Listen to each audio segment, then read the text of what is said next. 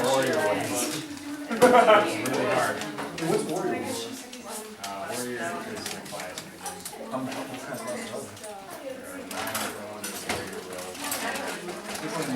Okay, so we are going to continue on Chapter-6. So then we do a lab. Alright, so in Chapter-6, we studied thermochemistry, which is about the relation between chemical reactions and energies. So we studied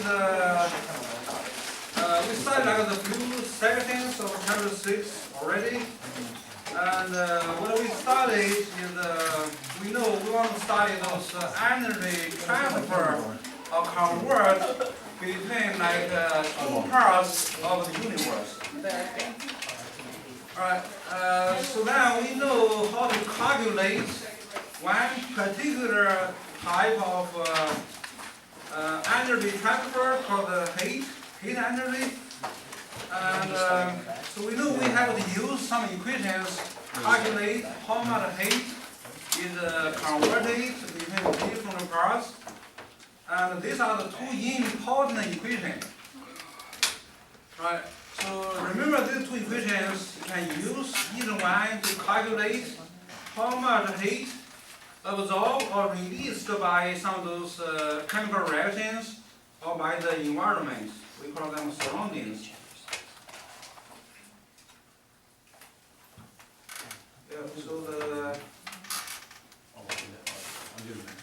So these two equations are very important.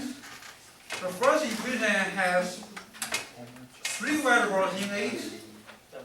So you have this little m, which means mass, and then you have that C of S. We call that specific heat capacities. Then you have the delta T. Delta T is the temperature change. To use this equation, obviously you have to know the C of S, and you have to know what is delta T and what is the mass if you want to calculate the Q, the heat. But you can also calculate something else. If I give you the Q, if I give you the heat, if I give you the mass, and if I give you the delta T, right? You can calculate what is C of S. So pretty much in this equation, you can think about you have four variables. You have Q as a variable, you have M mass as a variable, you have C of S as a variable, you have delta T. So if I give you either three of those four variables, you can find out the fourth one. So most of the times, those problems will give you very directly. So I will give you the temperature, the initial final temperature, and I will give you the C of S, and I'll give you the mass. And you probably have to do some of those unit conversions to make sure you put them together. The unit comes out. You want to get the unit for the Q. Sometimes the problem might not be that straightforward. So I give you the Q, for example. For another example, I will give you the Q. I will give you the mass, and I'll give you C of S. And then I want you to find out what is the final temperature. And obviously the final temperature or the initial temperature is not in the equation. But you know, in order to get the delta T, you need to know the final temperature and also the initial temperature. So therefore, if the problem asks you about the final temperature or the initial temperature, it actually asks you about the delta T. Right? So sometimes we treating like those system and surrounding as one object. So you don't have to know the C of S. You just have to know what is the heat capacity for everything together, like in your study. Your study might just one bottle of water. You're treating that as a system, and then everything else you can try to isolate something else as your surroundings. And if you don't have the information about C of S, you only have the information about the heat capacity C and the temperature change. you have to use the second equation. Alright, you compare these two equations. If you think about for the same, let's say the system, okay? For the same system, okay? Or for the same like something you want to study, you want to calculate what is the Q, you can use either equation. So therefore, by compare these two equations, you get like a relation. You get this C, this capital C, the heat capacity in the second equation, and you can see in the second equation you have this delta T, and you have the first equation you have delta T. So these two are the same. You want to have the same Q, so obviously this capital C in the second equation will equals everything else in the first equation besides the delta T. And obviously beside the delta T in the first equation is the little m times C of S. Alright, so therefore you have another equation, not used too often, but you get the idea, so that capital C actually you can get by multiply the specific heat capacity of the C of S with the mass, if you know the mass. Alright, so I think these two equations are very, very important. You're going to learn how to use these two equations and in different programs. We did this program, so in this program, I think we find out that we have a penny, like the penny has material in it. If the penny was made before like 1982, then we know we have copper. So if we know it's copper, if we can figure out from the table what is the C of S, and then you measure like the temperature change for the penny, you measure like what is the mass of the penny, and so therefore you have these three information, you have a C of S. Okay? So I call this C of S, or you can see like a C subscript S. And then you also have the mass, which is the little m, and you find out delta T by our usual convention. So delta T, delta, this capital letter delta means change.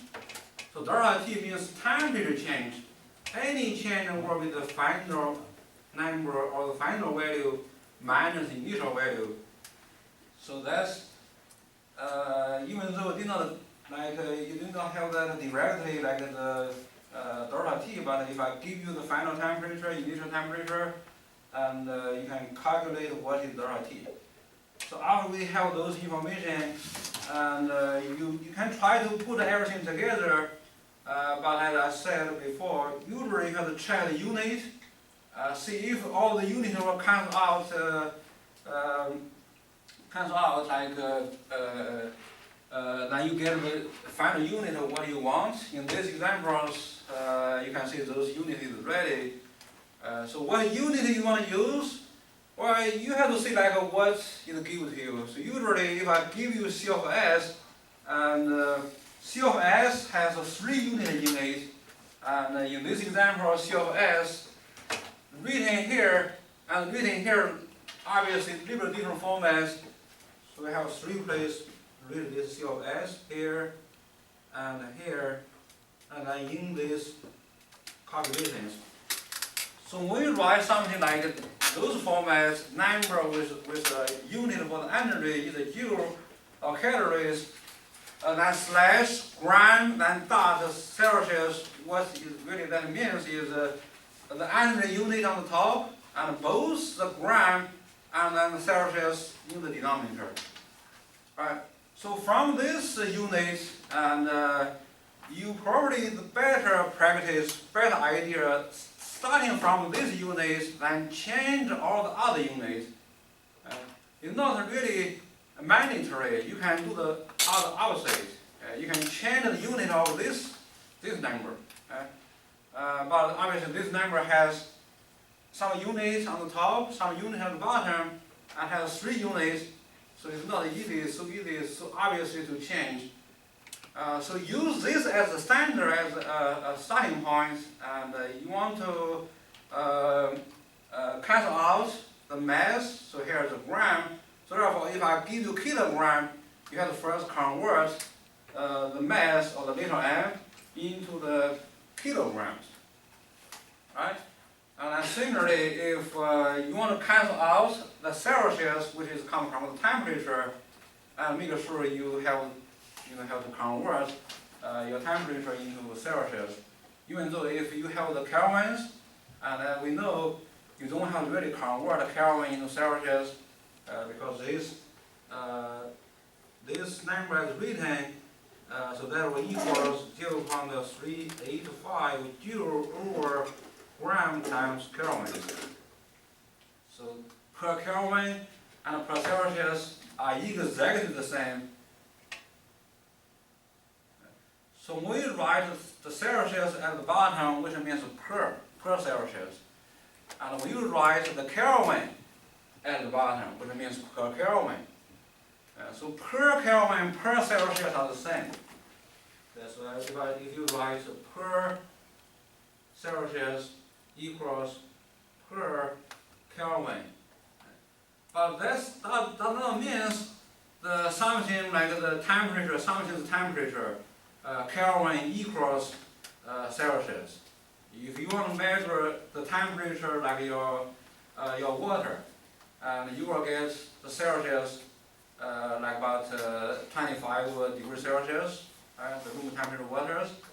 And then you convert that temperature into kelvins, you will get 298. So obviously the temperature reading for the same object in Celsius and in Kelvin are different, but in terms of per, which means change, for every 1 degree Celsius change, decreases or increases the same as 1 degree Kelvin, we don't call it Kelvin degree, 1 Kelvin increases, 1 Kelvin decreases.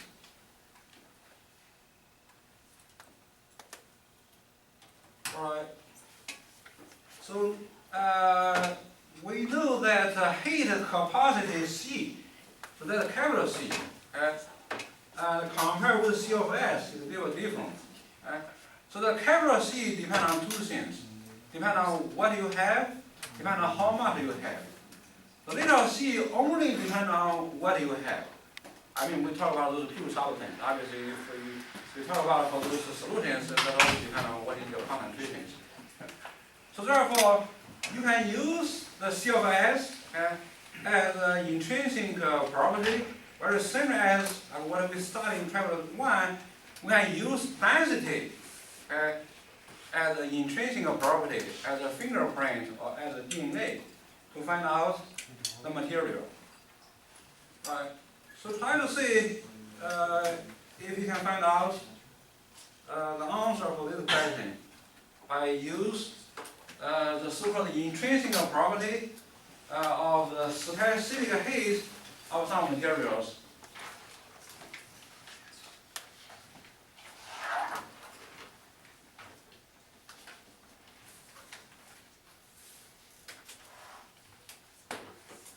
Can I ask you a question about these C's? Now I'm confused. Yep. Okay, very good.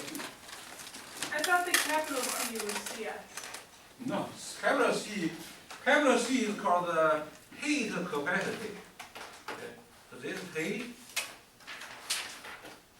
capacity. Well, probably sometimes they are difficult to notice what is capital, what is lowercase. Okay. So this is C of S, or the C subscript S. Okay, so this one has the name, the specific, and then everything else are the same. Alright, so we have two names, okay? And the first name is heat capacity, that's the capital C. And so this guy depends on two things. Depend on what, and then depend on the amount, depend on how much you have. Right? So then this little c, it only depends on what you have.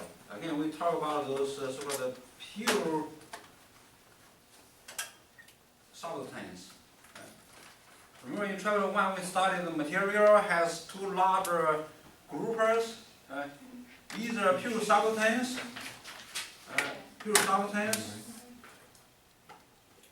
Or mixture.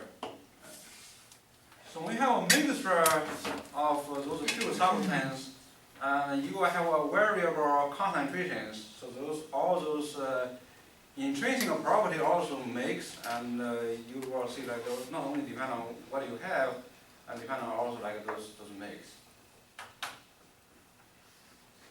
Alright. Is that clear? Is the answer A? I think so. Huh? I think so. It's a little bit, right? So heat. So you can tell by the notation. Just a minute, Mike. So you can tell by the notation. You just try to see the capital C or lower C. More importantly, you go by the. You can tell the difference by their units. Okay. So the units for the capital C. And for the little c, the units for the capital C is simply have a joule over Celsius. This is one example. And then C of S will have the joule over gram over Celsius.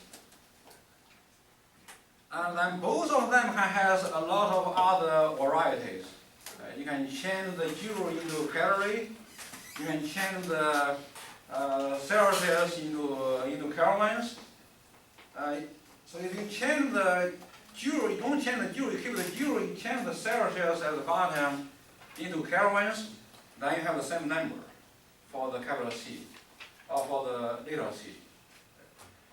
That does not mean you cannot use Fahrenheit. You can use Fahrenheit per Fahrenheit, but then your number will be different. So if I tell you for like water, the C of S is like 4.184 joule per gram per Celsius, you can change that into how much joule per gram per Fahrenheit, but you don't have to like just like narrow down into like only Celsius or kelvins. Right? So you can tell the difference by the units, and then conservatively, so you know like the capital C depend on how much you have. Mike, what do you see is A? Yeah, A. Okay, so you pretty much you use. How do you find out it's A? Well, for the first one, I just use math, but I'm not really sure how I got. How you find? What do you do? Why you like A?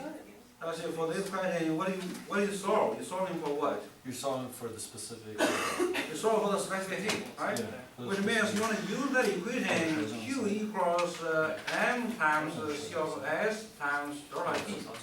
Right? Yeah. So we have these few variables, and we have three variables on the right side, so let me underline that, right? And so everyone sees this, right? So you see this, this is given, right? So this is given. And do we have the mass? Yes. We have the mass. And do we have a delta T? Not directly, right? But you can easily calculate delta T, and delta T will equals always Tf, because the final temperature Tf minus Ti, and we call that initial temperature is Ti. If you read carefully, the temperature change from what to what? From means the initial, to means the final. Right? So I think you are right. Probably on the level notes I'll give you the table, right? You calculate. So this one we don't know, and obviously it's very straightforward, right? So you divide this out, you get C of S by itself. I'm not sure we have the unit right. I think in this example it's pretty much just straightforward putting all the numbers. Yeah. And I think you are right. You get this number, right? How did you decide it's not your goal or your goal? Yeah. So that's This, I think that's depend on this table. See the table? I don't know. Right, so after you calculate the C of S, so we said the C of S is kind of those intrinsic property. It's very similar as density. Density for water at given temperature pressures is a very unique number. So then this C of S, usually is also a very specific number. And that's why we have that name called the specific heat. Special. Right, so you can see those different materials have a different number of C of S, right?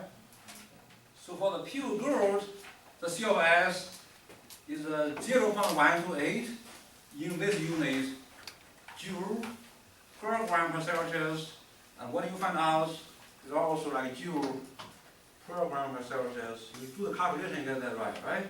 You get 0.24 joule per gram per Celsius, and you compare that with the table values, obviously they are different. Remember in chapter 1, we did one calculation. We say like one guy buy a ring, and suppose they tell him the ring is a pure gold, and then he measure whether it's pure or not. I think those good idea. If you really want to identify what is your you go to the store buy some of those ring like 18 karat or 14 karat, you can use those density, get some idea like what some store even sell like 24 karat, which means pure gold. And you can measure what is the density. Not easy to measure the specific heat because you have to know how much heat you supply. It's just a different.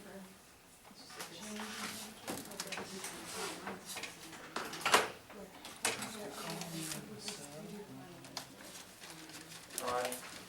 So heat and energy, so those quantity are the so-called extensive property.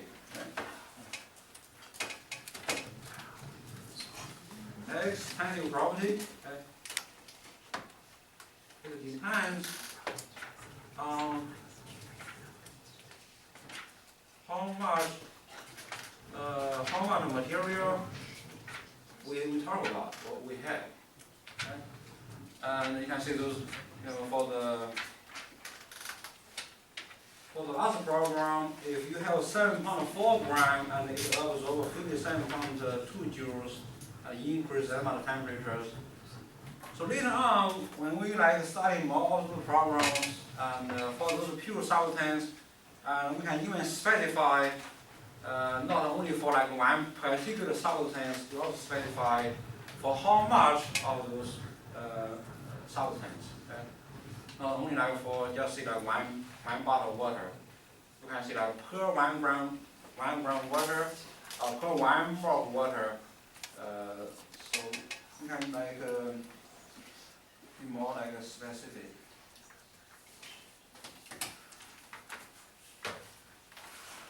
Alright, so this CRE is about the similar problem.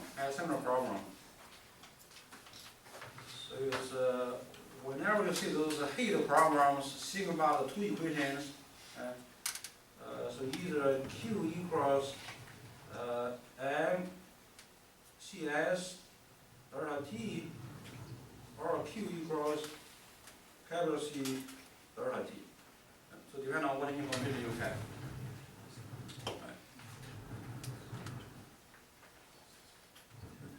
Alright, so this problem, so as I think we talk about probably not that straightforward because ask you to calculate the final temperature of the aluminum. Right? So the final temperature, that number, we call that the TF. You want to find out the final temperature. So you want to find out what is our TF. And so this TF, this notation, does not appear explicitly or directly in either equation, right? But both of them has T of F in it because you have to use TF and TI to calculate delta T.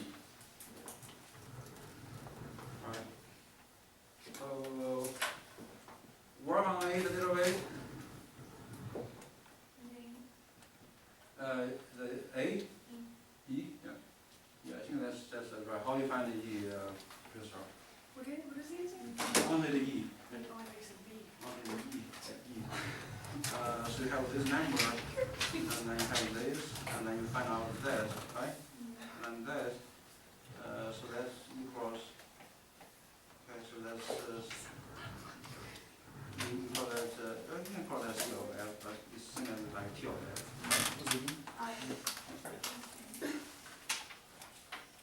Are we ever gonna see a problem where you use this capital C? Yeah, pretty soon you can see like, yeah, yeah.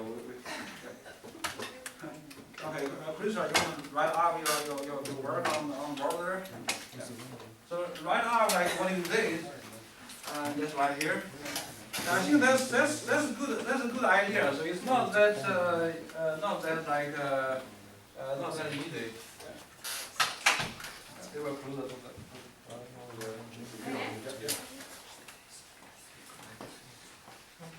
Okay. Just use green one or black one. What do you find out? You find out the E.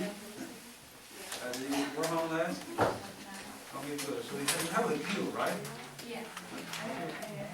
You can do that. If you do that, so your problem is solve the equation with the period.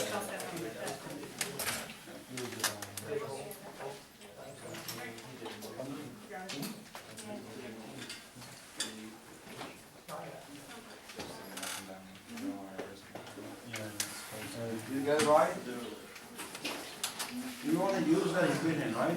Very good. Use that equation.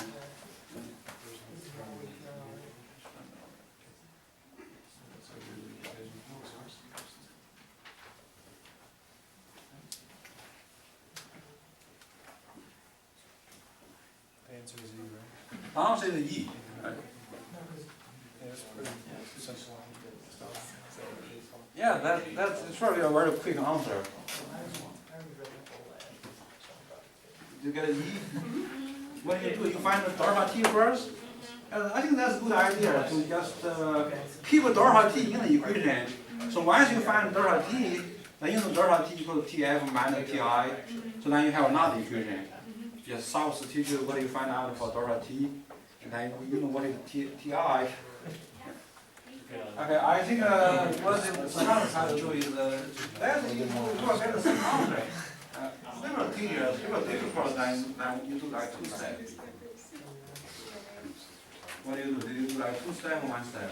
Because that's when those cards are. Yeah, that's what something you have to do here. It's a little tedious. I'm pretty sure you explain what you did. So pretty sure you use 2 steps. You see like 2 steps, all over mathematically a little easier. Alright, so I just did algebra, like you said. I put in where it should be kilograms. What is it? The starting? Or what is it? C over S, Yeah, CO. So And that's then the the temperature. temperature change, right? And then you just multiply these and then divide it. And that will give you 18.6. The temperature change, right? Yeah, it'll be the temperature change, and then you put it into the equation from temperature final minus temperature initial, and that will give you the temperature. So then you just add it to it, and that will give you the temperature final. Yeah. That is exactly what I always like to try prefer to do, like in 2 steps. Okay? You have 1 step, that equation we write, right? And obviously, first of all, you decide you want to use the first equation, right? Because you have that C of S, you don't have that capital C. That's very good, very good. So once you find out, crystal notation is never like very unique. You can use any notation as long as you understand. So this, what she means by this is our, in our equation over there, is delta T. So once you find delta T, and this again is our delta T. So then delta T by definition, what is it used here? You do the second step is delta T equals TF minus TI. Right? So if you find out the delta T from this first step, and you have this number, and the program gives you T of I, so therefore you have this number. So then in this equation, another algebra equation is very similar in the first equation, and that's the typical way to solve the problem. If you know every numbers in the equation, then you can get an answer for the one you don't have the answer, you don't have the number. Alright, so therefore the answer is 46.1. Any questions? I saw a few of you use, as like a 2 or 3 of you use like another way.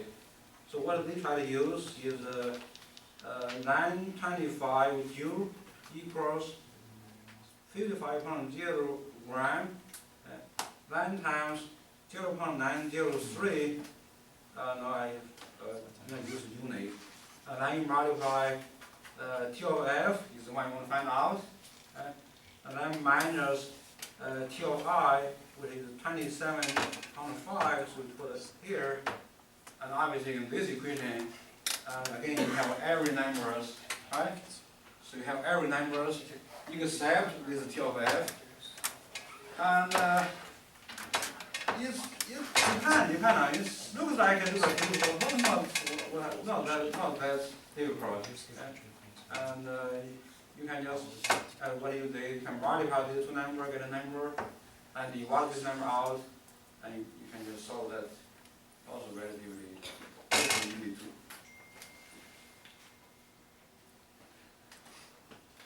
Right. So then let's keep going. So those studies about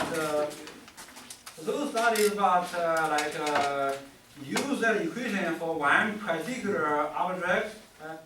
But as what we studied in the first few sections, so in this chapter, we also like study a lot of time the conversion or the exchange of energy between like different parts of the universe. All right. So in this problem, we have 2 materials. We have that aluminum block, and then we have the water. So then we can think about this as our 2 parts of the universe. You can call either one is our system, either one is our surroundings. So therefore, I sorted the problems into these 2 parts. So the left side has information for the aluminum, and then the right side has information about water. Now, how good work our calculation depends on our assumption. So our assumption, our principle is this delta E universe equals 0. So that's our principle. That's really not an assumption. That's really truly like a scientific law. And specifically, if you have if you can identify like what is your system and what is your surrounding, and then you know that this equation. So delta E system equals negative delta E surroundings. Right. So depending on like our experiment, in this experiment, we can call aluminum is our system. Right. So then everything else, usually you first identify what is our system. So if you identify that this aluminum metal is our system, then everything else will be our surrounding. You want to study this equation, and this equation tells you delta E system equals delta E negative delta E surrounding. You want to tell that equation like to test this equation or to verify this equation true. Obviously, you have to make your system kind of easy to define. Just like one aluminum metal, whatever the mass and whatever the temperature change, and then everything else is the surrounding. So then the surrounding usually you cannot measure that precisely. So therefore you have to kind of like isolate and make some assumptions. That's what we did in the lab. We assuming like our surrounding, when we measure like the food from the entry from the power plant, we see our surrounding is only the water. So when we measure the water temperature change, we will get how much energy absorbed by water. So therefore, we can find out how much energy released by the food. Same idea. Alright, so you understand this. Alright, now we will call this. So this will be our. So this will be our H2O. Right. So we change the name a little bit, but your principle is still the same. So if you call this is delta E, so delta E Al, and this will equals negative delta E H2O. Right? And so this is like our what we based on. We based on our argument or our calculation, from some of those scientific law. Alright. So then you think about how you use those information here in this problem, and so then you know like for every delta E, so delta E for the system or for the surrounding, we simply call that delta E. And we have an equation, have a different way of writing the first law of thermodynamics. Delta E equals Q plus W. Right? So Q plus W. And we also spend some time try to calculate the Q for like one material. One material can become our system. Then one material can become our surrounding. A lot of use CRE and examples. Right? And then next few seconds, you can also learn how to calculate what is the W. But W is the work that depends on a lot of different like those variables. What kind of work you want to calculate? You want to calculate the electrical work or the pressure volume work. So in this example, the problem becomes simple. And you simply submerge. Submerge obviously needs some work to put the aluminum into the water, but those work are really negligible. So pretty much you don't have any W in this problem. You don't have any work in the problem. Understand? Okay. So if you don't have any work in the problem, and your delta E becomes Q. Right. So with this in mind, and we can change our equation from the first law of thermodynamics into a new equation. So right now we have delta E aluminum equals negative delta E H2O because W equals 0 in this problem. So therefore delta E become Q. Now you are switch the notations, so the Q aluminum will equals negative Q H2O.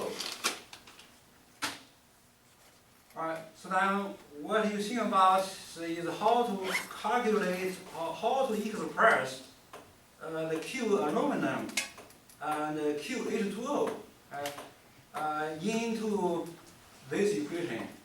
So this equation will be our point now, our starting point now.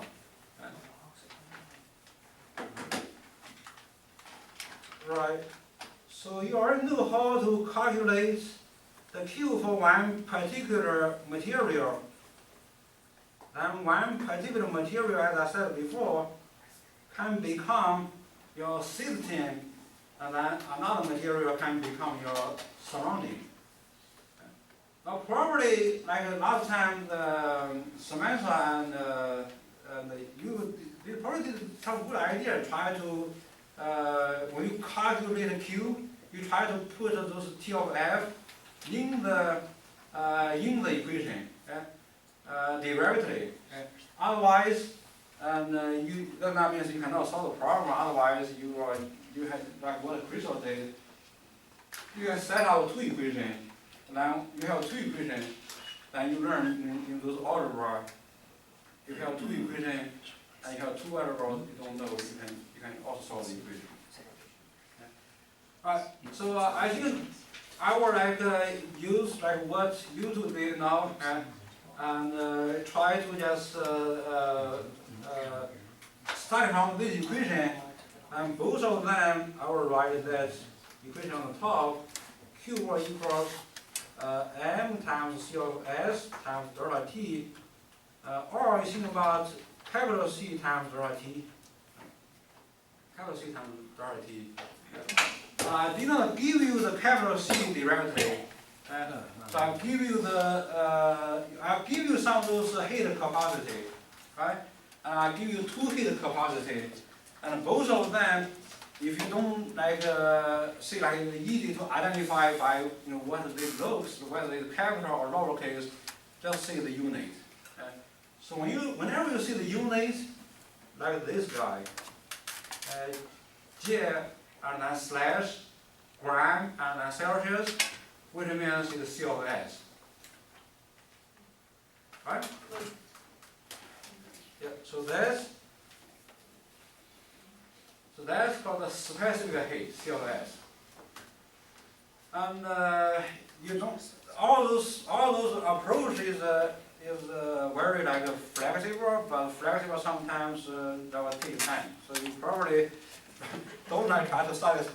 You can obviously if you have those C of S and what we said before, you take the C of S, multiply by the mass, you get that capital C, then you can use that equation. But you don't have to do some of the extra steps.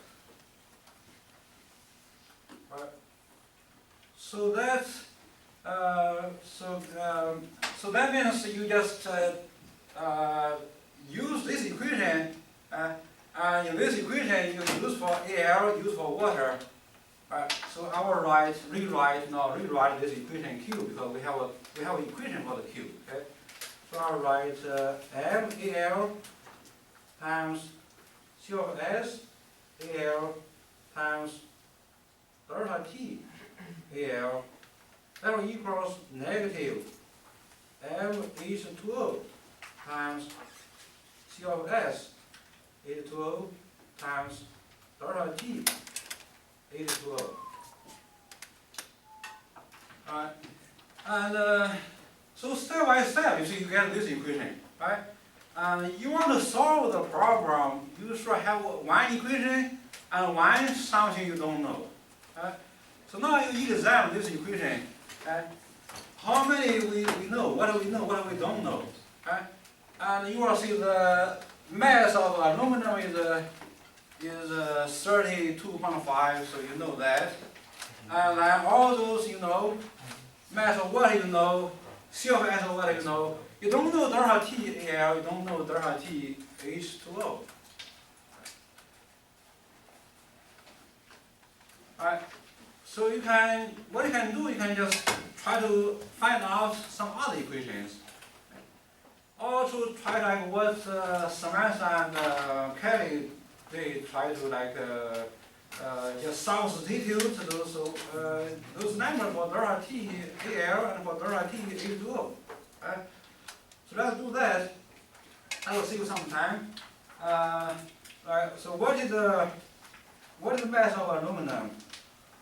32.5 gram. So I will keep those gram unit in. And then C of S for aluminum is 0.903 joule and gram and then Celsius. Right. So then let's just use our definition. Well, we know, let me write here, delta T for anyone, right? That will equals TF minus TI, right? So this delta T is a generic equation. That means you can use that for any material. Right? So let's use that for both delta T AL and also for delta T H2O. Now when you use for delta T AL, we're thinking about, let me just write here right now, TF AL, right? That's the final temperature of AL minus initial temperature of AL. Do we know the initial temperature of AL? Do we know the initial temperature of aluminum? Yeah, so that's 45.8. So we will now we'll use number. So we have number, we use number, right? So 45.8. And so both of them degree Celsius, so I put the degree Celsius out. So do the similar substitution for the right side. And how much water we have? 105.3 grams. What is CFS of water? Okay. Well, I run out of space. So then the next you can write delta T of water. Right? So same idea. So how you calculate or how you express delta T of water? That is equals TF again, right? Minus TI. No, just hang on with me for a little bit. I know probably you already have some idea. Well, I write opposite. So I'll write F first and then water. Right? So that represents the final temperature of water. Do we know the initial temperature of water? Yeah, so that is 15.4. So and both of them have this degree Celsius. So again, if you do those exchange, you still have something you don't know. You don't know what is the TF water, and you don't know what is the TF AL. So how can you solve the problem? Right now we only have one equation, right? Only have one equation, and we have something. Both of them we don't know. So what can we use from this problem to find out to solve the problem?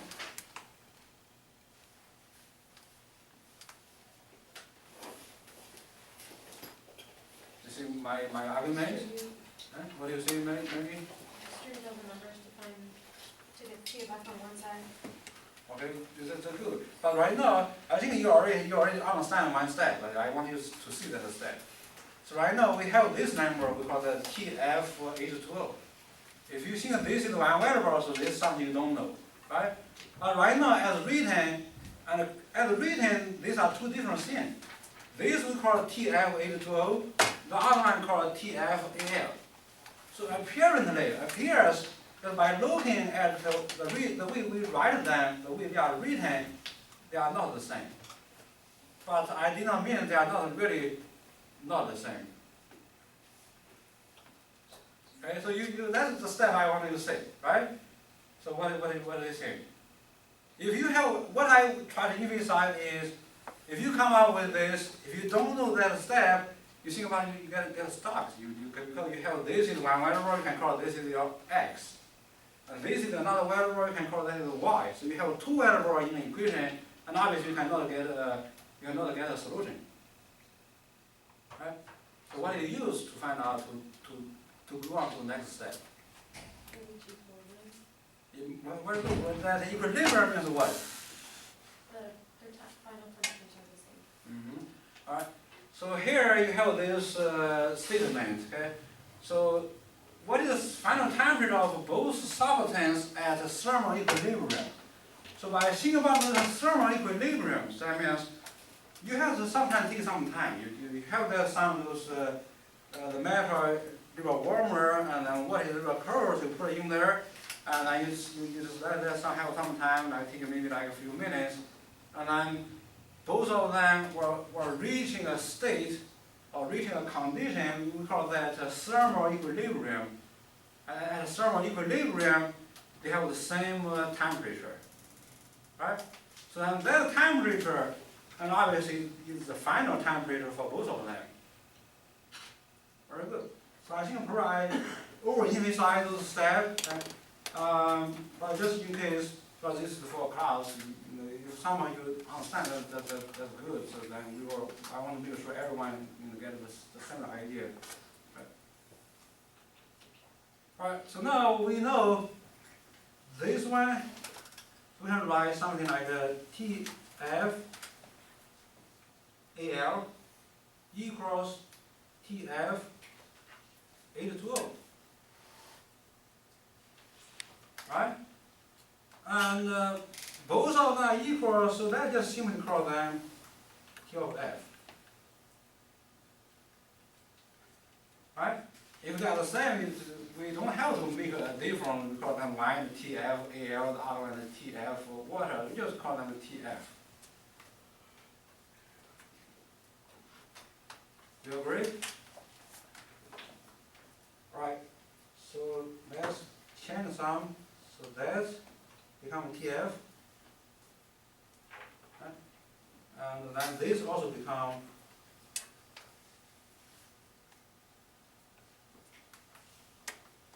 TF. Right. So that's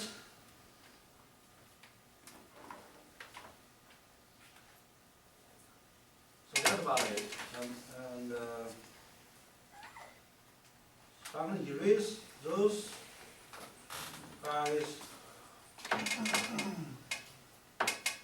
Just pretty much just tell the direction because I know that it's useless now.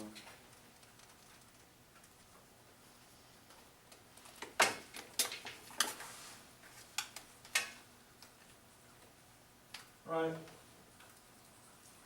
So I will see how we solve this equation. I look at your exam. I saw sometimes you have some of those exams. I see a few questions, you know, very simulated problem, you don't know how to use your calculator. You don't know how to solve those problems. Alright, so let me rewrite those. So we have this 32.5 gram and times 0.903 joule over gram over Celsius. Then we have the TF minus 45.8 and degree Celsius equals negative. And on this side we have this 105.3 gram and then we have 4.18 joule gram over Celsius, then times TF minus 15.4 degrees Celsius. Right? So first let's clarify some of the units. So this time is right on the so gram comes out, Celsius comes out, right? So gram comes out, Celsius comes out, and what else can come out? Unit, that's a unit. That's a unit. What else can come out? This joule, those are on top. But they are on left side and right side of the equation, and they also can come out. Alright, so then to solve the problem a little easier, so what I was thinking about is doing something like this. So we multiply these two numbers together, then divide either the left side out or the right side out. I think that's also what the book did. But I did not notice that until like yesterday or the morning this week. Right. So you multiply 32.5 times 0.903. So you get 29.3475 times TF minus 45.8. So right now we don't have any units because all the units come out. Now what you get will be Celsius, because we already pulled the Celsius out. Right, so then we still have this negative, and 105.3 times 4.18. So you get negative 0.154, and then here will be the same TF minus 15.4. Understand? So next step, as I said, you can either divide this number out or divide that number out. So that's, I don't know what the book did. Let me try to see if so I will divide this negative 440.154 out. Right? I will do the same on this side, negative 440.154 out. Right? So then these two will clearly come out. Then you just change the color. So these two come out. So you will see this become TF minus 15.4. Right? And on the other side, you take 29, I think 29.3475 divided by this 440.154, and you would, so 29.3475 divided by 440.154. What's the name?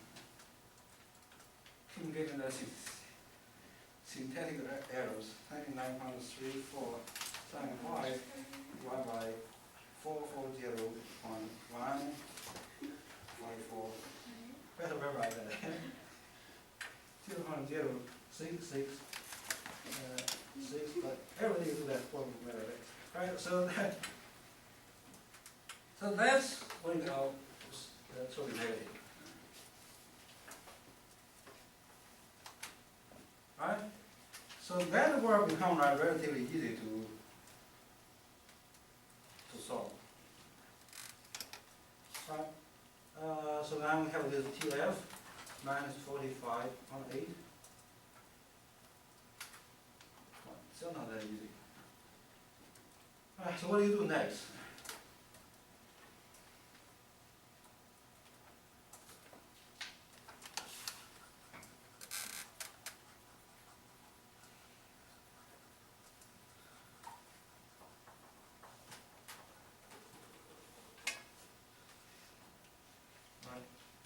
Alright, so now we distribute. So we have this negative 0.06668 times TF.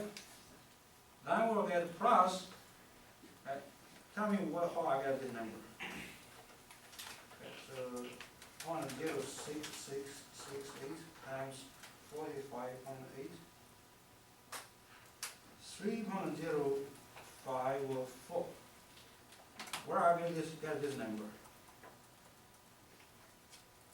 Where I get that 3.054. Anybody know?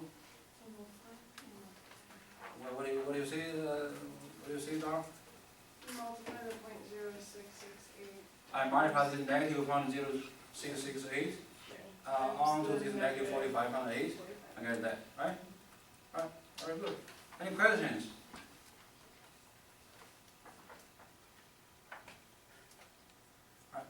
So I will use the same other same pattern again.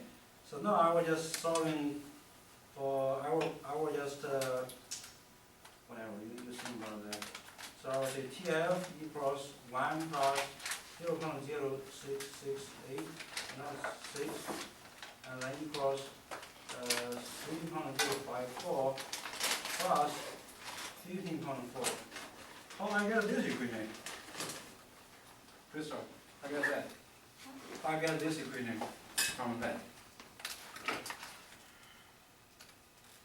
So that equation here, this equation here, how we get that? You're adding this one, right? Adding this one on both sides, so this comes out, therefore we have that. Then you're also adding that, therefore that becomes that. But you also like you pour out that T of F. Understand? So those I think probably you become like people are annoyed by what I try to. Right. So what is T of F? 15.4 plus 3.054 divided by 1.06668, and that will become our T of F. Right? Right, so 15.4 plus 3.054, and then divided by 1.06668. Okay, so I get TF from that line, okay? equals 17.3. 17.3. So as I said before, this number should have a unit. What's the unit? Celsius.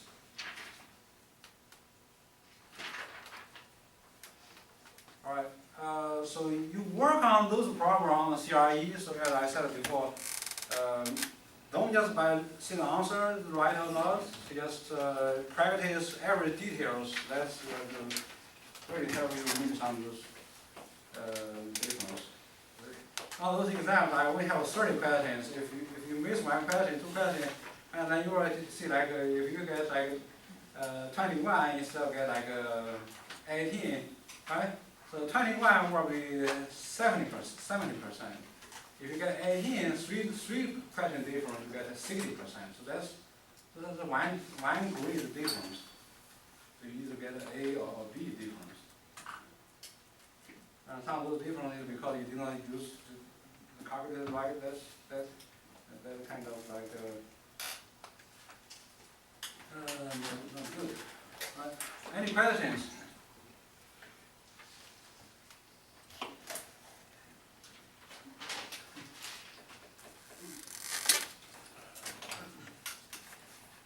Right, so try to use what I did. What I did is set up an equation. Right? If you have 2 something and you set up an equation, and see what you know, what you don't know, into those equations and step by step, see if you can find out what you find out.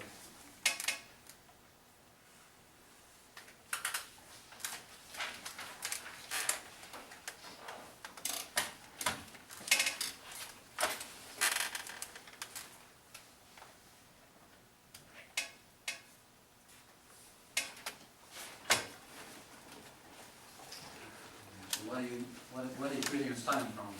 What equals what? That's what the equation. What equals what?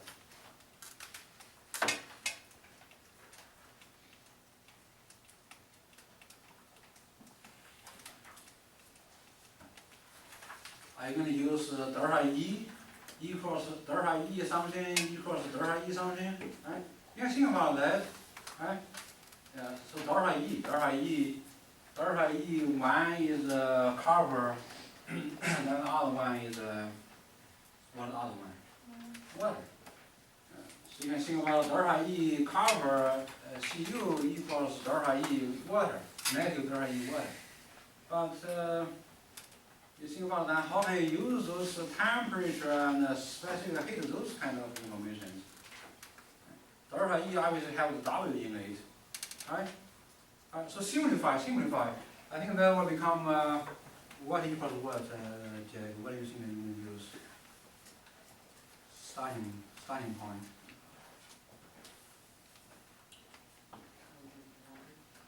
Okay, you can call that heat of water, right? Heat absorbed or released by the water, you call that Q water, and then Q water should equals negative or something Q water. Right?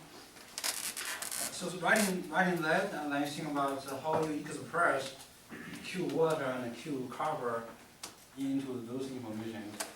What you did.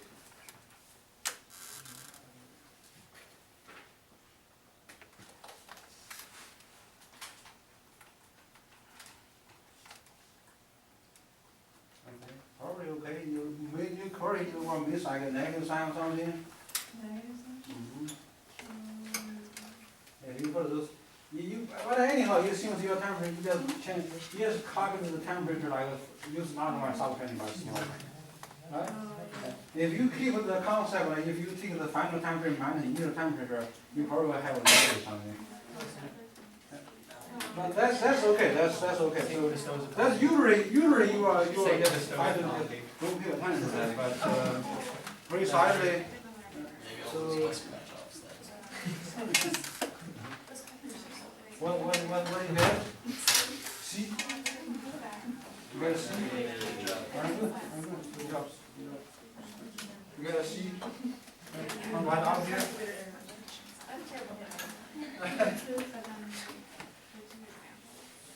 What was that mine? right.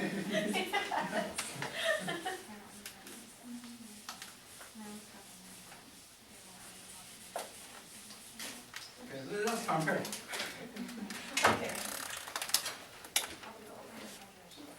Yeah, so I think most of you get it right. So I just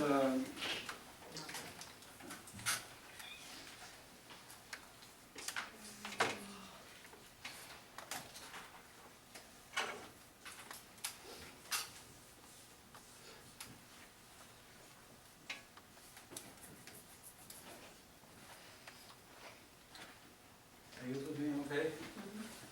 It's starting from that first law, right? For the delta E something, delta E something, maybe 16 equals the negative delta E of the surroundings. But delta E, that is the Q plus W. So there's no W. There is no W, so therefore the signal becomes the Q. Very good.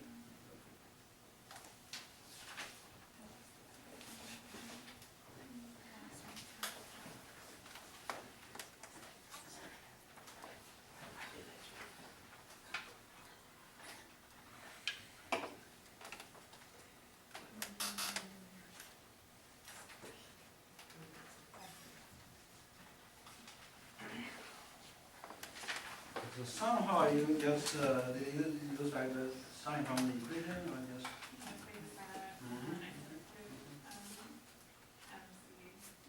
I don't remember which one's supposed to be positive.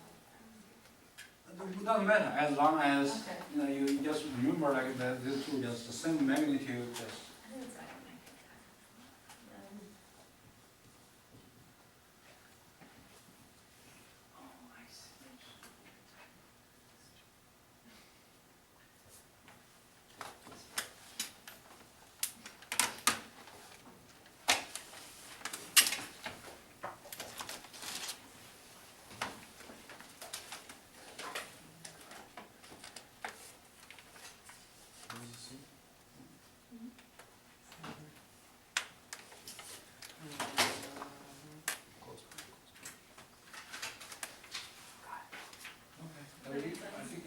explain how you get those.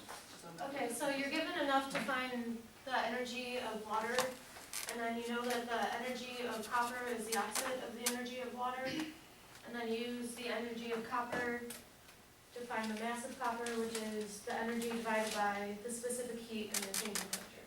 Yeah. Okay, so that's pretty good. That's pretty good. That's that what I also do like the similar procedures.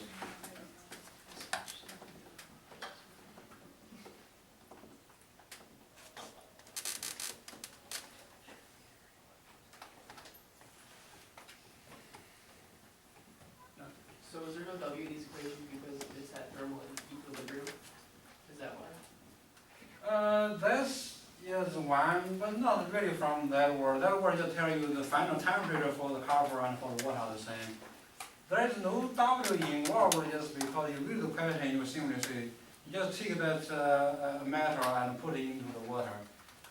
So therefore, well, probably will work, when the matter, warm up the water maybe expanding a little bit, and then in the process you drop in the matter, so you have the potential energy, maybe you have little those other energy, but those are very negligible.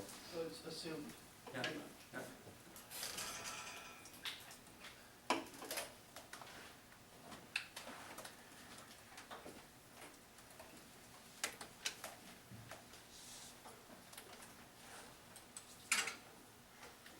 Right, now let's see the work. So one work we can really calculate is the so-called the pressure volume work, simply called the PV work.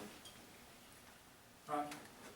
So then, to know like the PV work, you have to be able to see what is the formula, and then what are the signs, those things.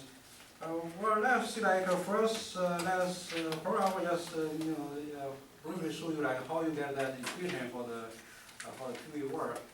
right?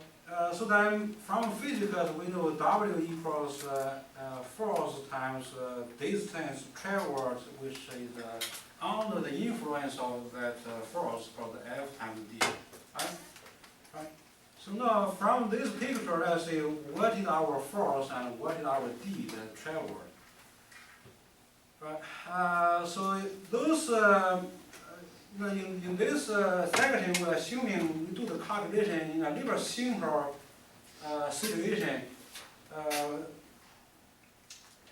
We assuming this external pressure is keep as a constant. If not a constant, you just use a little bit like fancy those calculators and do an integration. So you'll find out also like those results. Right. So if you think about that constant, and from this picture, let's say this is our external.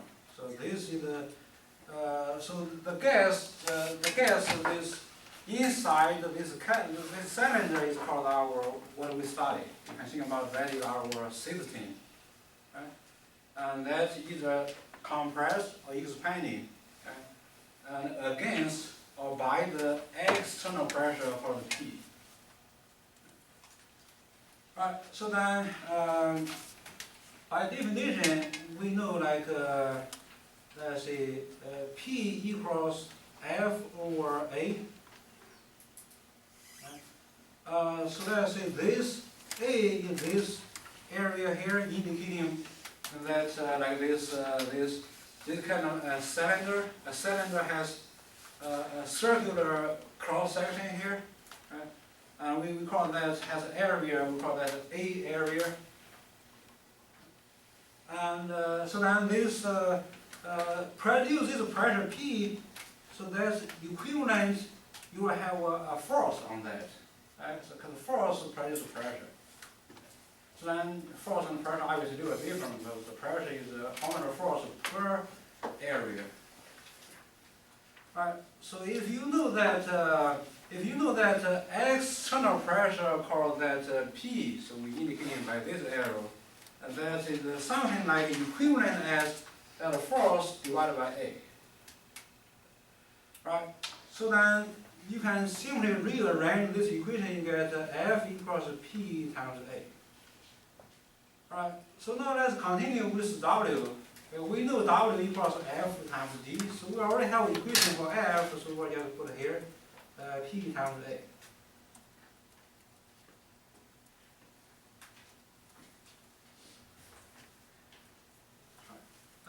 So let's see what is D.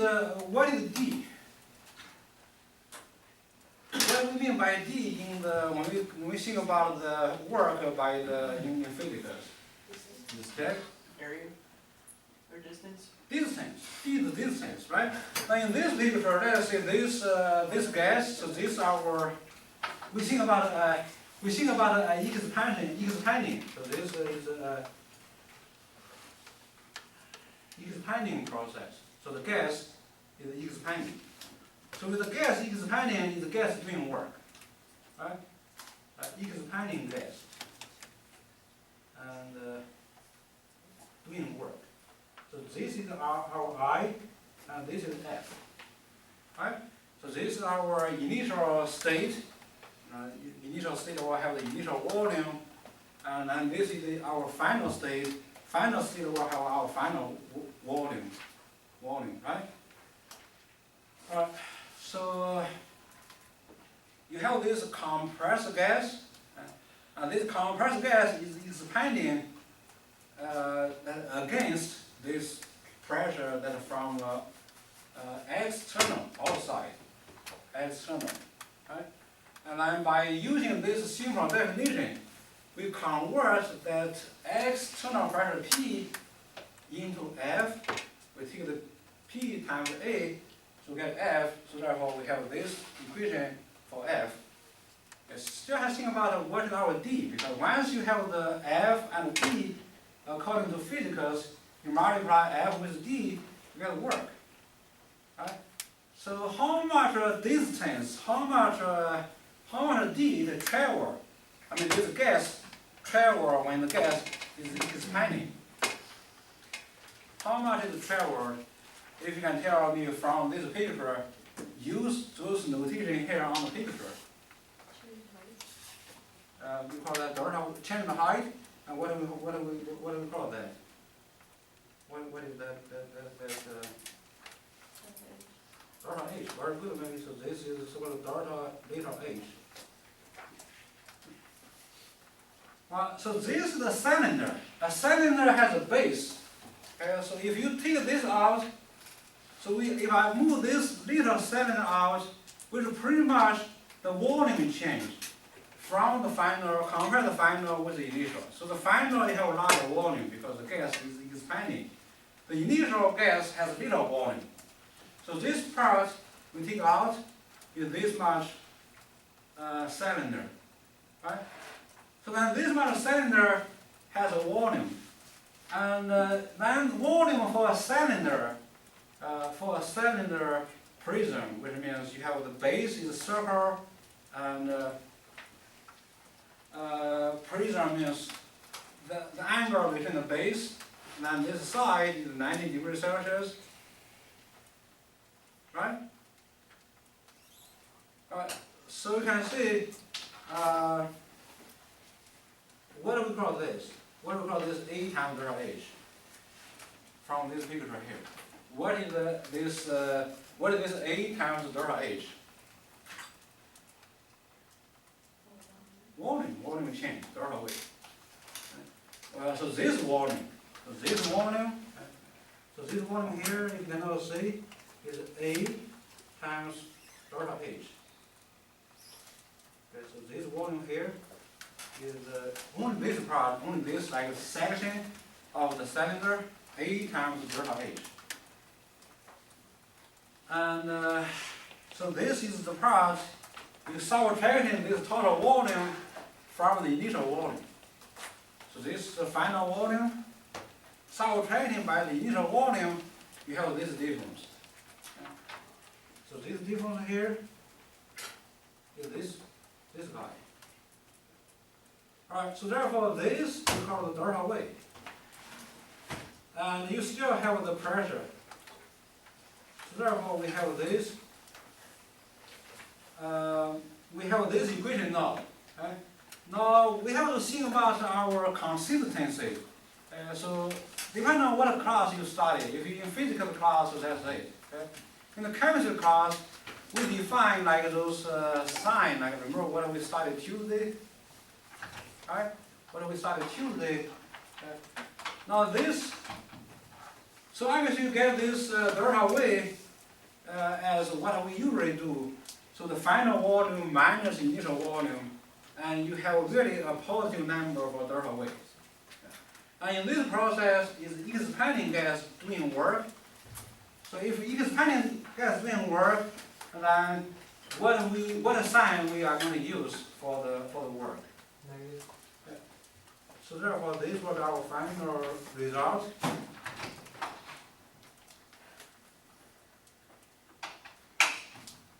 All right, so that's about this equation. So you have the W equals negative P times delta weight, and that is the work that either performed by the gas or received by the gas. I think another thing you worry about is how do you like convince me that P times delta weight is really the work by examining the unit. So the unit, if you take the usual unit for the pressure, so the P usually in what unit? And then the volume, right? The volume delta weight is usually in liters. Right? So if you simply take those pressure, which is ATM, and then times liter, and you get those kind of units called ATM liter. This does not sound like or looks like an energy unit. energy unit we studied so far is joule, calories, or capital calories, or kilojoules. So what the heck is the ATM times liter? Right, if you just do a simple like a substitution or unit conversion, you find out that's very accurately can be converted into joules. Right, so let me see why P times delta V, just the unit, why that is energy. How can you convert that into joules? Right, so let's just think about those units. Usual pressure unit is the ATM. Usual pressure for the volume in gas is liters. And then we know 1 ATM equals 101,325. No decimal points, just like 101,325. And this guy, the so-called SI unit, it has the unit Newton over meter squared. Right. So then we also know like 1 liter equals 1 decimeter cubic equals 10 to the negative 3 meter cubic. Right. So these are the two equations you're going to use and convert this 1 ATM times liter. Usual technique, so your old friend. What you do, you try to cancel out the ATM. Right now the ATM and the liter, both of them on the top. So I will write a conversion fraction like 1 ATM equals 101,325 Newton divided by meter squared. Understand? So that's what you usually do. You want to cancel out the units, but right now the unit is the ATM. So just multiply by this. Where we get this from? From this. So that's what I said the old friend since I Chapter 1. Alright. So then you also have to like convert the liters. I'll leave this one here. Multiply some equation from this guy. That's kind of annoying, so I'll get rid of that. I assume you already remember. 1 liter, so 1 liter equals 10 to the negative 3 meter cubic. Right? So 1 liter at the bottom, 10 to the negative 3 meter cubic on top. Why you do that? Because you want to cancel out,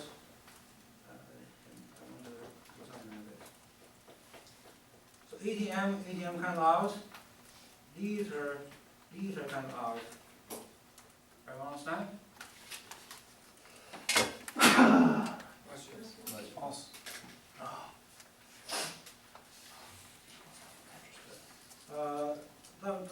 Okay, so that is makes sense. So right now you have all those units coming out, right? And the level over unit is this guy with that.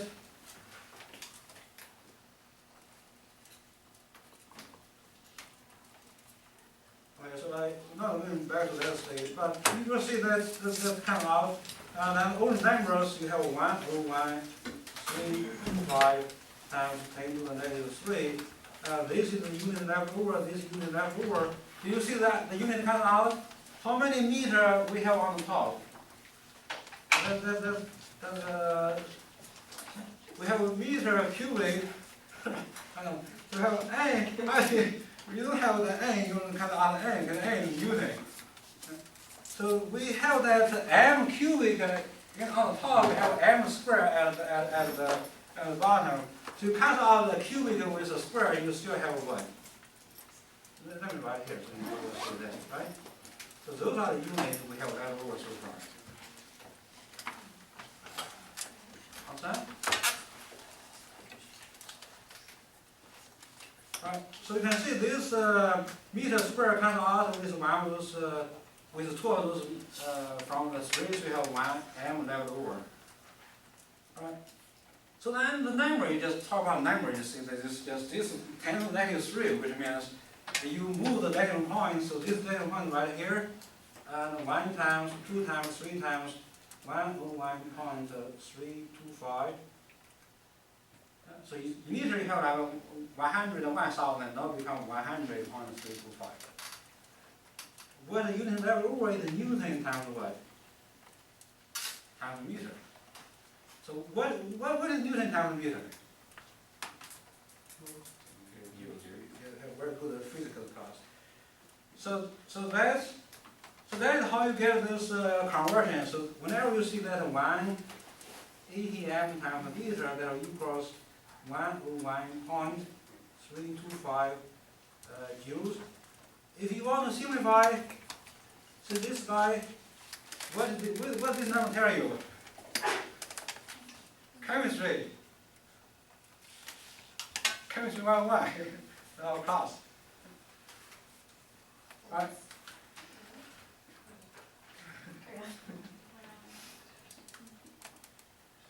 So when you multiply the pressure with volume, the usual unit for pressure is ATM, right? The usual volume for when we study like Chapter 5, we know that ATM and the usual pressure unit, and liter is the usual unit for the volume. So usually you will have those problems later on as those CRE. But remember this equation. So that is one. That's finished. Then go back to the slide. Tell you that. So we have that equation, right? And now we will worry about these units. So remember you have these units. So 101.325. That much joules equals 1 ATM. And now let's do some of those problems. Do some of those conversions.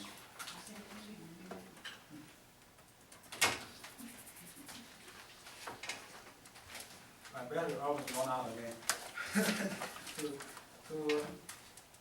Let's say to inflate a balloon, you must do pressure volume work on the surrounding. If you inflate a balloon from a volume of 0.1 liter to like 1.5 liter against external pressure, so you only have one pressure, that means this pressure is a constant external pressure. Right? So how much work is done? Even though like probably this word were like redundant with the sign, but you still want to see the word. Right? So according to our last slide, the gravity will equal negative P times delta V. In euros, you probably just worry about the unit later, or you don't worry about that at all. So just derivatives, substitute those numbers, so you have negative this sign from the formula. And so now what is our P?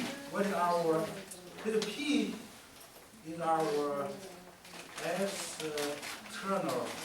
external constant pressure. I mean, how is that very straightforward?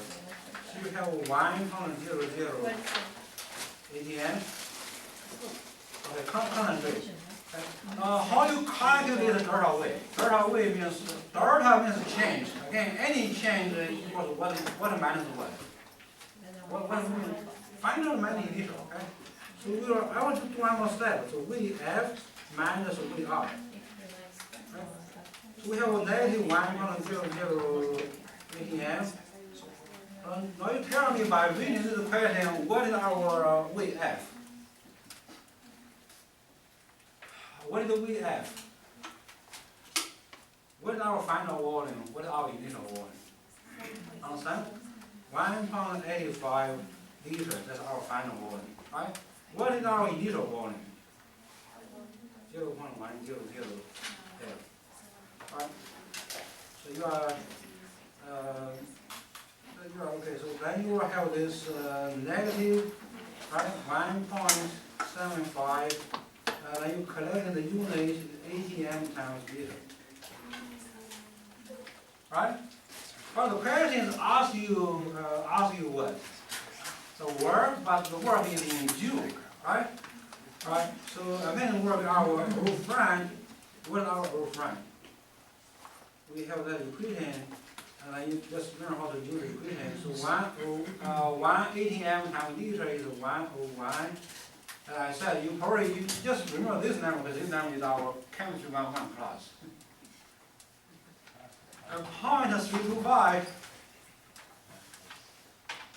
okay, 0.325 joules.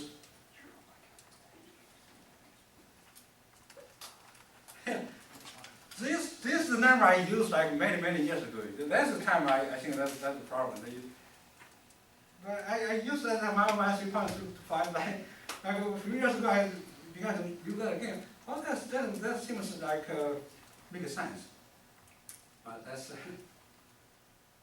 so now you have this equation, and so you want to cancel out these two guys, right?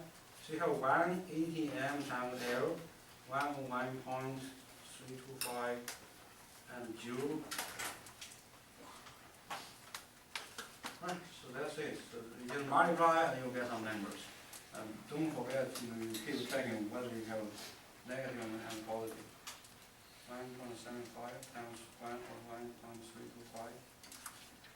Negative 177, and the unit is joule.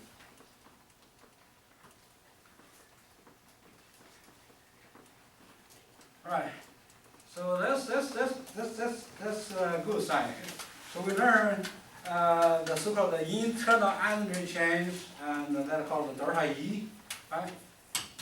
So then we know delta E equals Q plus W. So we spend more time on how to calculate Q, because Q is relatively easy to measure. W work is very difficult to measure. One simple work is the pressure volume work, so we just study one particular process. Alright, so then you can put in these two together. So if you have the Q and you have the W, and then you can calculate what is our delta E. Sorry, that's so that's about it.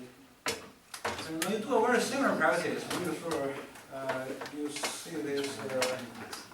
This is another process. You know how to calculate in the Q, right? So now you see how you calculate the W.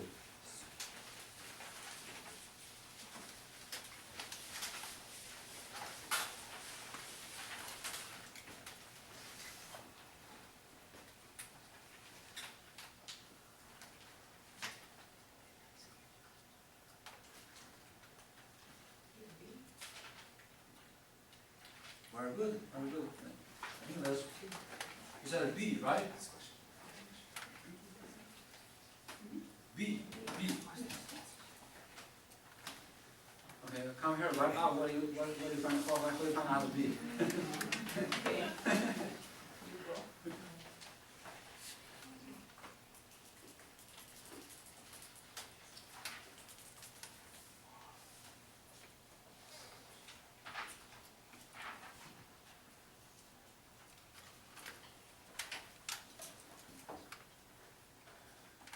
So, are we right? Is B?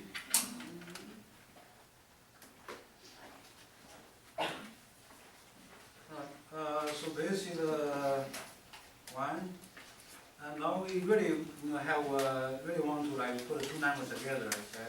So we have the information for both Q and W. So therefore we can calculate, right, the very important number delta E. So then you think about what is the equation for delta E, and also be very careful with the unit. When you're adding something together, you should have the same unit. I think all here is joules.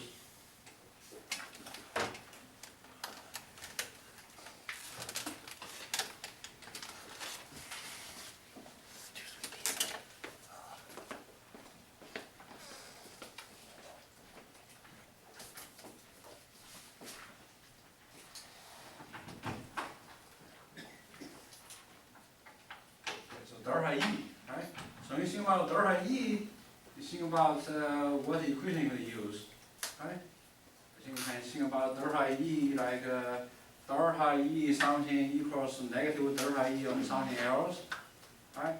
Or another equation you really keep in mind is let's say delta E is what?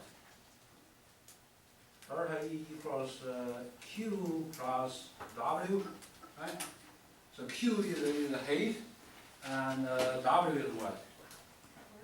Work. So that's what we did the first few seconds, and make sure you understand what is delta E. Then also like those numbers give to you just see like the heat released absorbed, but you should change those words into a sign. Whether you have a positive sign or negative sign. Right. I think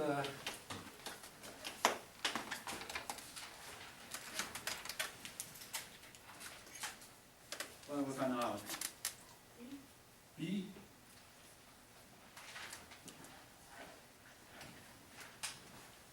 Maybe. What do we find out?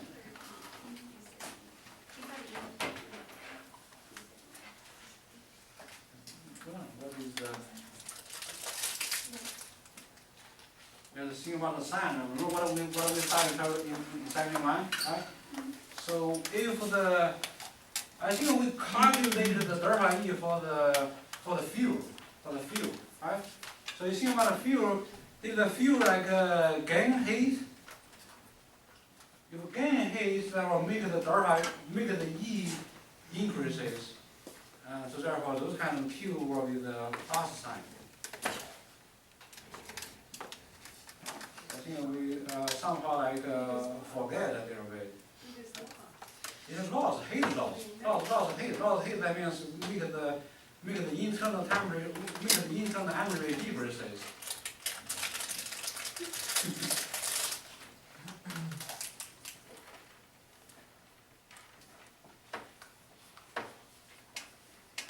What do you find out? Okay, you are going to use this equation, right? So do you know the Q? Do you know the way to find the Q given?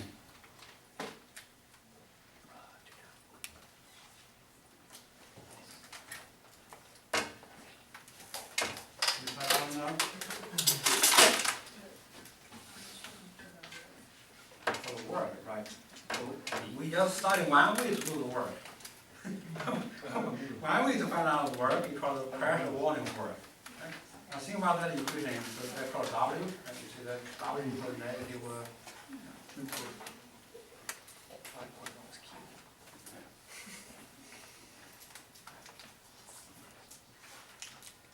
Okay, so what do we find out? What do we find out?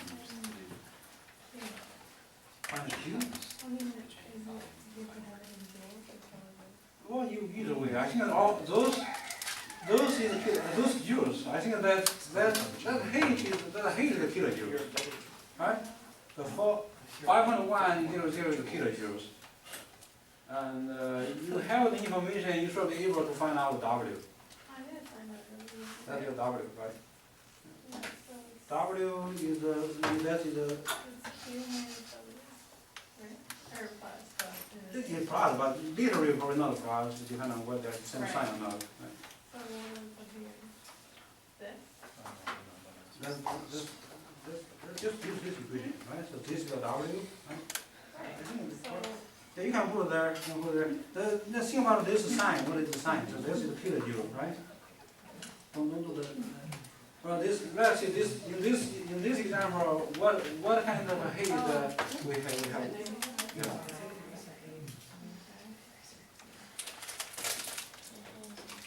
Okay. So what do you get? I got B. You get a B? Did you study to get from? Okay. So teamwork, that's the.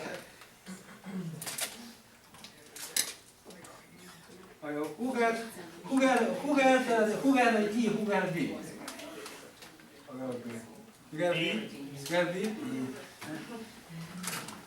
You got a B? Right, you got a B? You two on the right, how we gonna be? How we gonna be? Yeah, we're gonna be, because, we do this equation right here. Yes, I do want to write it. Yeah, on the right. Oh, right? Yeah. Oh. You know what? No? Andrew, right? Yes. Andrew's right. Did you get B? Okay, right now. I don't see that winning. So Andrew, and you are Joe?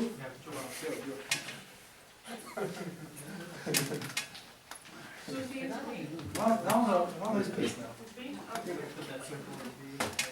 I saw one of these. I saw one of Okay, so I want you to Johnson, you get So it's, you get no idea, but I mean, the work. first,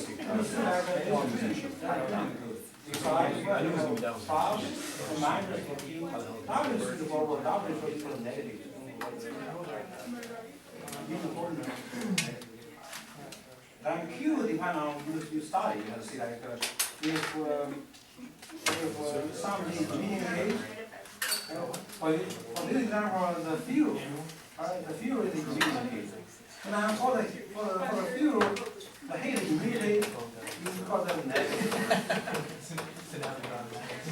And then you just need to have the same unit. Then you all put it together. So right now you first use the temperature. But that doesn't matter.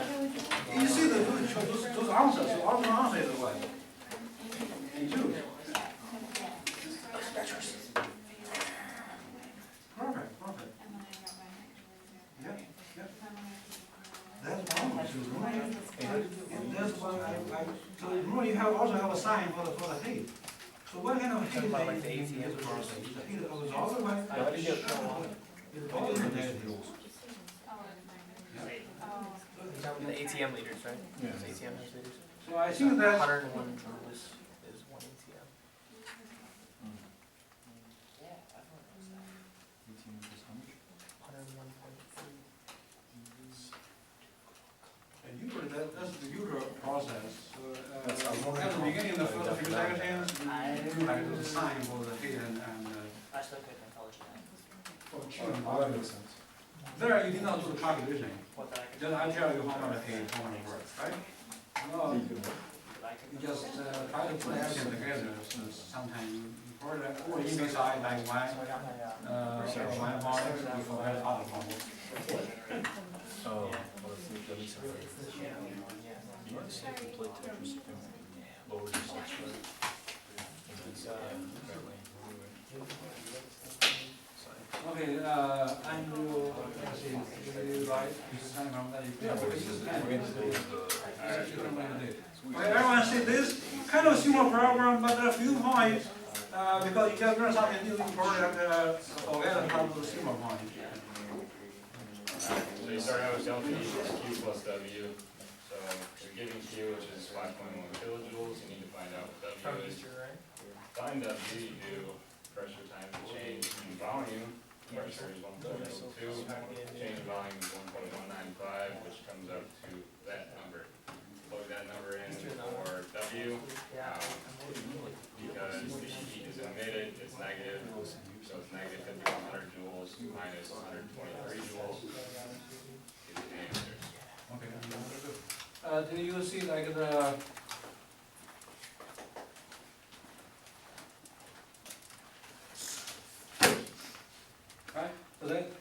Right, so that's pretty good, so that's you just keep a study and then he changed those into like the joules from Oh, yeah, I just wrote down wrong. I didn't know the equation was. Alright, so then we're gonna study how to like really like measure it. So we just did some of the calculation. We know we have to use this equation like what Andrew did here.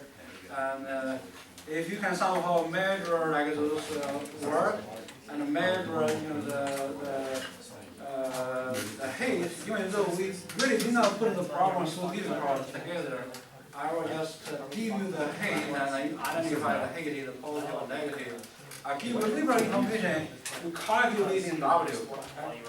So this is so much about the calculation for that delta E. So I think Don once asked like whether you can calculate the delta E. You can also really measure the delta E. I saw you really confusing. You can really measure the delta E. Right. So delta E by the definition, again, just remember you have one very, very good definition is delta E equals Q plus W. Okay? You want to measure this delta E, and we have two numbers or two terms, obviously you can measure both of them. If you can measure what is the Q, and you can measure what is the W, then you put them together, adding them together, even though not really literally adding, you will get delta E. Right?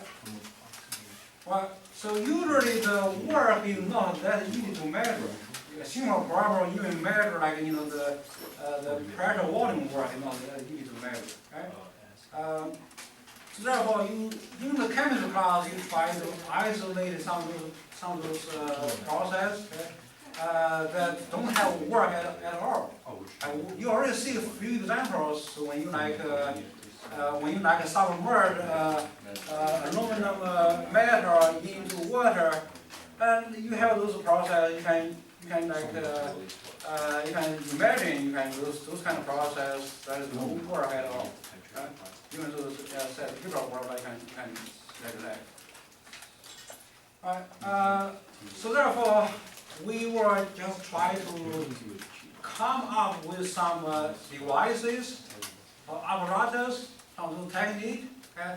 And then in those techniques, we try to isolate those work out. If we can do that, so that W become zero in those processes. Okay? You want to measure delta E, those are the process. The delta E depends on the final and the initial. Right? So in some process, you can isolate the work become zero. Okay? If that's true, your delta E becomes simple. Delta E will become Q. And you can apply, you can give them some of those names because there's a delta E what? Delta E 16 or delta E surrounding. So if you talk about delta E 16, then that will equals Q 16 under the assumption that W becomes zero. So one particular instrument is to get rid of that W is using those kind of apparatus. In this apparatus, what happens is in this little container. The little container has a very small volume. So therefore, if you have very small volume, and the volume change will be to the most will be the volume of this whole container. And then this whole volume of the container is very small, so therefore you take that small volume change will become the volume of the container, and whatever the pressure, if the volume is close, very, very close to zero, then you multiply by whatever the pressure, that also becomes zero. Right? So that is the idea, even though you cannot really totally get that precisely for the zero, but that you compare with that the huge amount of Q, and that becomes relatively become zero. So that's like solving one problem. Right? So we want to measure delta E. And we want to measure delta E, we have to measure two things. We have to measure the W, we have to measure the Q. You don't want to measure W, so therefore you just design a process to make that what happens in very small volume. So therefore, if you don't apply some other work, and in this reality, obviously you have some other work. You use electricity to ignite those. I mean, the work is negligible to the heat.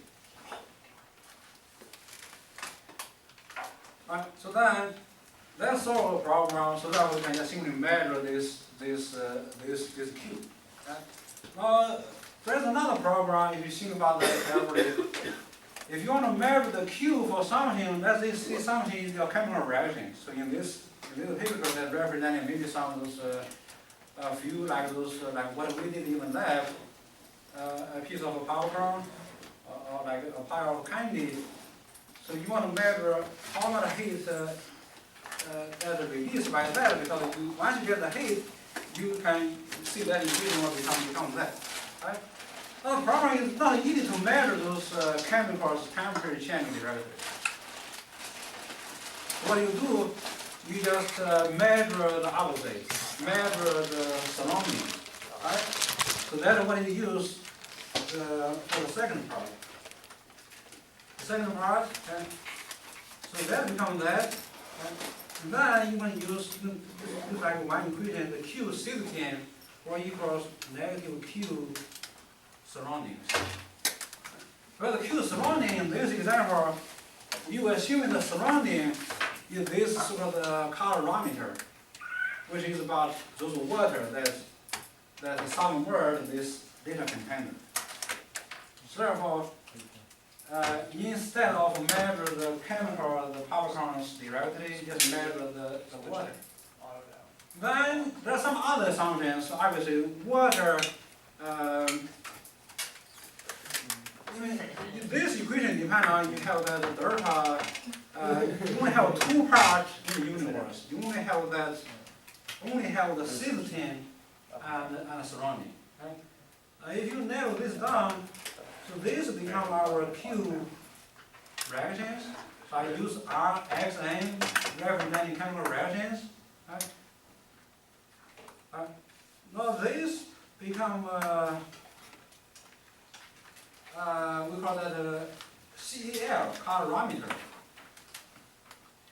Now calorimeter obviously is not everything else of the universe besides the chemical reactions, right?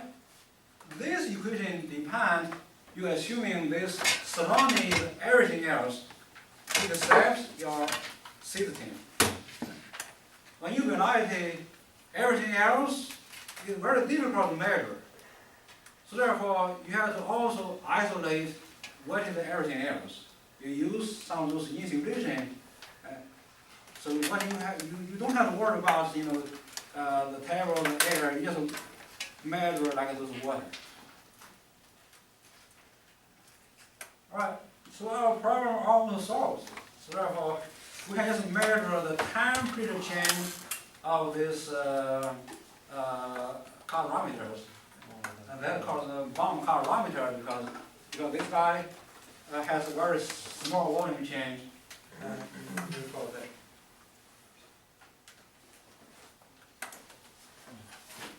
Right. So now, if you also think about how you measure, how you measure this, the Q, right?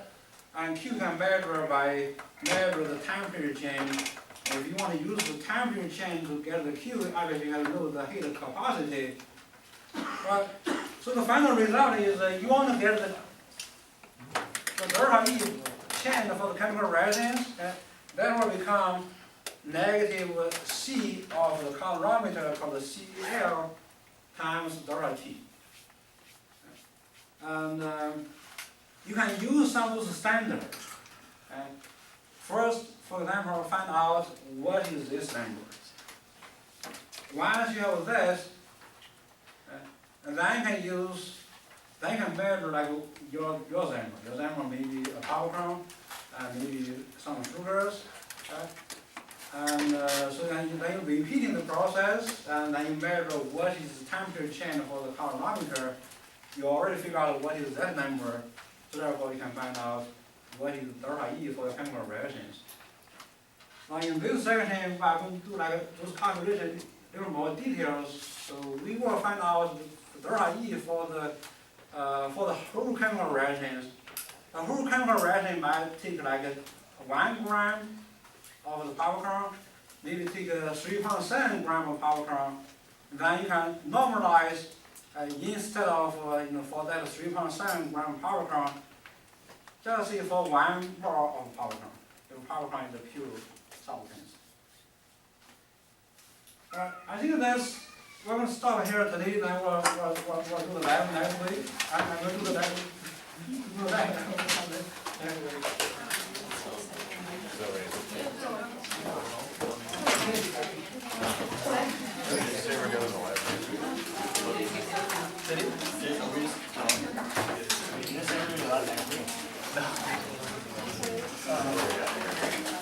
swear to God. You're hopeful. I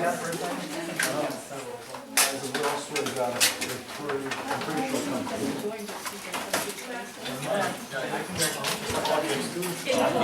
Weird about the whole future thing. Yeah, so it's nothing to do with it. Dude, you know how many people fucking like they're posting about it? Like, you know, they're like, oh shit, what's happening? Like, I've never heard that. Like, I've heard people say that before, but no one's really been in contact with her now since she's got like runs like rising up. They went back to saying, Always terrible caution. That's also this weekend, so it's like, yeah, and that's pretty wild. More sales, which is have you ever been to Marseilles? There's not even a McDonald's. nothing. Yeah, there's like There's a one case. street. You work at the Starbucks in Rockland? You work at the Rockland? Oh my god. I like I that. heard It's it. like a biker. Really? Yeah, she And went then to Alaska and there. Oh, you work at the Yeah, exactly. I like the Starbucks.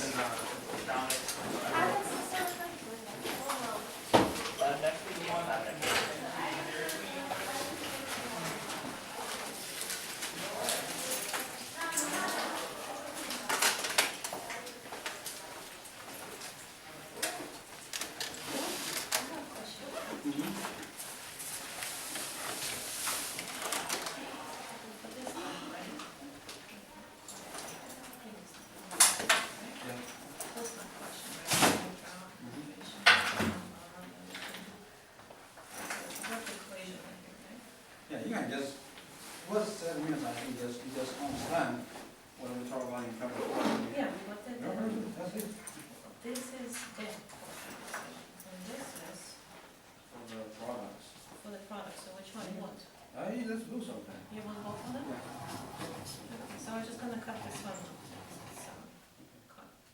Copper, right? No, bullets. Now this is the one, see, it says CO4. And water.